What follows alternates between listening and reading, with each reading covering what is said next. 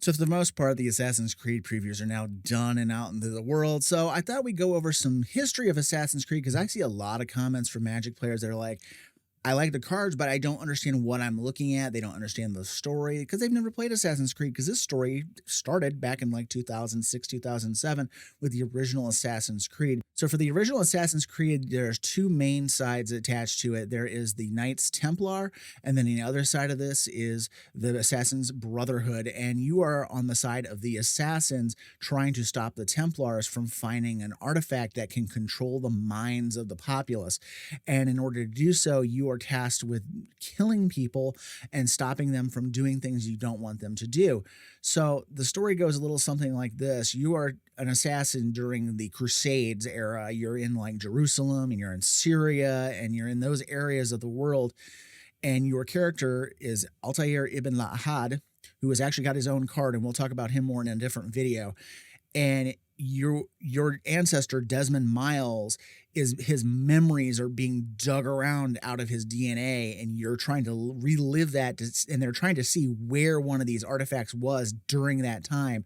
So that's the kind of the concept of the first game. You're reliving his memories to find where this artifact is so they can get their hands on it, and Desmond is a prisoner of the Templars. So that's the general history behind the original games, but what about Desmond himself? Let's take a little look at his history. He's the son of the modern era leader of the Assassin's Brotherhood, and he is when he was about 16, he got fed up with the control of his father and ran away from home. Well, the Templars, they still exist in the modern era, even though they were existing clear back in the times of the Crusades. They are still around, but they are hidden behind being a company called Abstergo, and they are using their like riches in like biotech and VR and all kinds of other stuff to kind of help mold the world the way they want it to be. And what they're doing is they're capturing assassins and sticking them in their animus machine, which can then read their DNA, read the memories of these ancient assassins that hid these artifacts they're looking for, and they're trying to find. So they're using Desmond as their latest. He's known as Subject 17 in their file. So he's the 17th assassin they've jammed in this machine, and they're trying to use his memories to find where this artifact is hidden, and so they can use it to take over the world. Now, the reason why he is the 17th subject, however, is because the Animus has a very nasty side effect called the bleeding effect, which actually has its own card, but it won't be playable in this particular color deck because it is black and white, that causes the memories of his ancestors to almost override his sense of self, and he almost thinks that he has become that particular assassin. And it has a benefit side that it actually gives him the skills of that assassin because it kind of molds them onto his mind, but then his own sense of self is damaged in the process, and it's driven past test subjects to insanity and killing themselves. So there's a trade-off and there's a benefit to it, but it's very dangerous. As for Desmond himself, let's take a look at his card here. This is Desmond Miles for 1 in the black. It's a 1/3 human assassin with menace. He gets +1/+0 for each other assassin you control and each assassin card in your graveyard. And when it deals combat damage to a player, you surveil X, where X is the amount of damage dealt to the player. So the bigger Desmond gets, the bigger the surveil gets, the more you can dump cards into your graveyard off of those surveils, and makes him bigger for the next time that he swings in. So ideally, he's set up to be more of a Voltron-ish kind of commander because he just gets bigger and bigger and bigger. And eventually you're going to hit for 21 commander damage, knocks a player out of the game. So now that we've looked at Desmond's card, what are we going to do here? Well, like I said, I'm going to do more of a Voltron-style build. We're going to make him big, hit hard, and hard to block so we can start taking players out that way. But we have to have some kind of protection built into the deck to get him back. So we have things in there to keep him hexproof, bring him back from the grave, those sort of things. We also have some equipment in there that are able to make him bigger, including some new stuff that is actually from the new set, such as Brotherhood Regalia. Gives it ward, makes it an assassin, which he's already an assassin, so that part doesn't matter. But the important thing here is he can't be blocked. So it makes it so you can swing through freely. You hit your opponent, and then you can start just ramping up with the surveils and making him bigger and bigger and bigger as the game goes along. I'm also including a copy of Hidden Blade, which is the trademark weapon of the assassins. This version is, pay 2, flash, comes in the battlefield to attach it to a creature. If the creature was an assassin, it gains death touch until end of turn. the equipped creature gets +1/+0 and has first strike.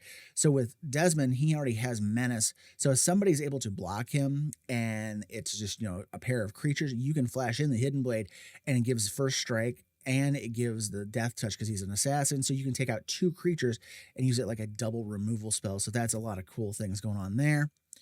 We're also going to include Smoke Bomb, which is one of the weapons of the assassins, where, if they can't get away, they can smack down a smoke bomb, create a smoke cloud, and then they can use that to help get away. It gives all of our creatures Shroud. You can flash it in, and at the beginning of your upkeep, you sack the bomb, and when you do, a creature you control can't be blocked, so it gives us another route to the unblockability for Desmond to hit our opponents if we need to, if we don't have something else to give it to him. We're also going to include some new assassins that come in the set, such as Assassin Initiate. For a black, it's a 1/1. You pay 1 and you can give it Flying, Death Touch, or Lifelink until end of turn, and you can pay 3 and give it all the above.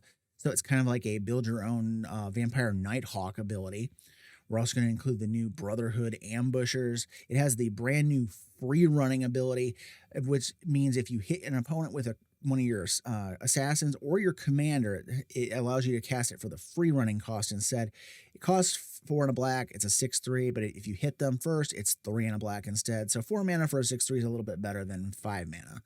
And then we also are going to include a copy of Hired Blade, which is actually a reprint from one of the Ravnica sets, or a core set, I do believe. And it's just a 3/2 with flash, so you can flash it in.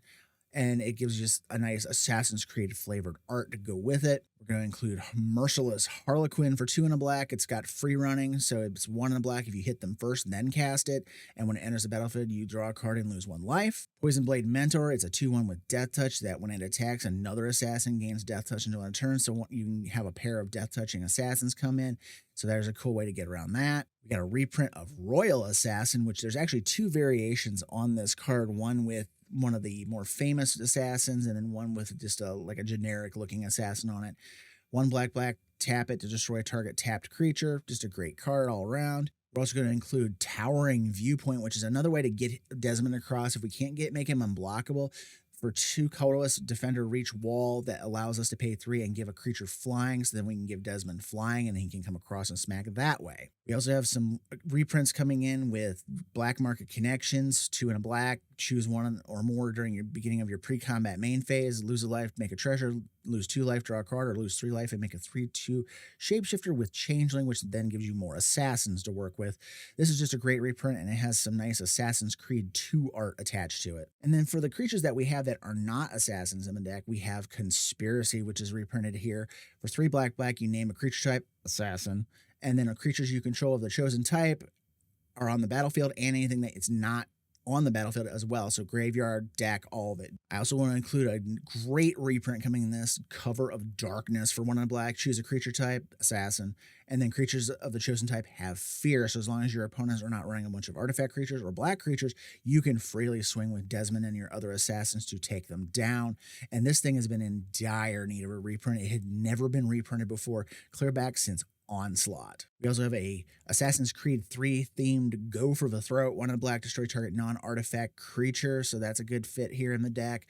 Another new removal spell, Chain Assassination. For 2 black. It's got free running of 1 and a black. Destroy target creature. If another creature died this turn, draw a card. So if you can kill a creature before you cast this, you can draw a card and destroy another creature. And then if you can hit them beforehand, you get 4 running for 1 and a black. So for 1 and a black, you can Doomblade a creature essentially, and then draw a card if another thing died. So that's a great rate going on that. And then the last new card that's coming in the set that I want to include here is the Revelations of Ezio. Destroy target creature that's tapped that an opponent controls. So basically you get a Royal Assassin for chapter 1. Whenever an assassin you control attacks this turn, put a counter, +1/+1 counter on it. So that's any assassin. So as those assassins attack, you put a counter on those assassins so they get bigger. And then chapter 3, return target assassin from your graveyard to the battlefield with an additional +1/+1 counter on it. So if Desmond dies, or one of our other key assassins died, or one of our creatures turned into assassins by these spells that do that kind of thing, we can go ahead and get it back onto the battlefield that way. And then actually I was wrong. There is one more new card that is a way to get our stuff back, and that is Restart Sequence for 3 and a black. It's got free running for 1 and a black, so if you hit them, you get to do it for 2. Return target creature card from your graveyard to the battlefield. So this is a Zombify variant that has a way to make it cheaper by dealing combat damage first, then getting the stuff back. But it's, again, a good way to get Desmond back so you're not racking up that commander tax. And then the rest of the deck is a good variety of assassins and those kind of things that fit the deck, plus some good creatures that aren't assassins that also fit the bill, and gives us ways to actually make more creatures for the board to turn into assassins with conspiracy and things like the Mask with Nexus and that kind of stuff. So that's the deck. What did you guys think? I had a lot of fun trying to come up with this. I wasn't sure how I wanted to do these videos because the previews just came out so fast that I had no way to figure out what to do with it. So I decided to do kind of like a profile on each of the main characters from the video games. Coming up next will probably be Altair, which is the character that you play as Desmond in the first game, just to kind of keep it in a chronological order, and I can kind of describe what his deal is. So until then, thank you for watching. If you'd like this video, please like, share, comment, subscribe. Give me recommendations, things I should have added, shouldn't have added. What do you think I should have in the deck? What do you want to see next?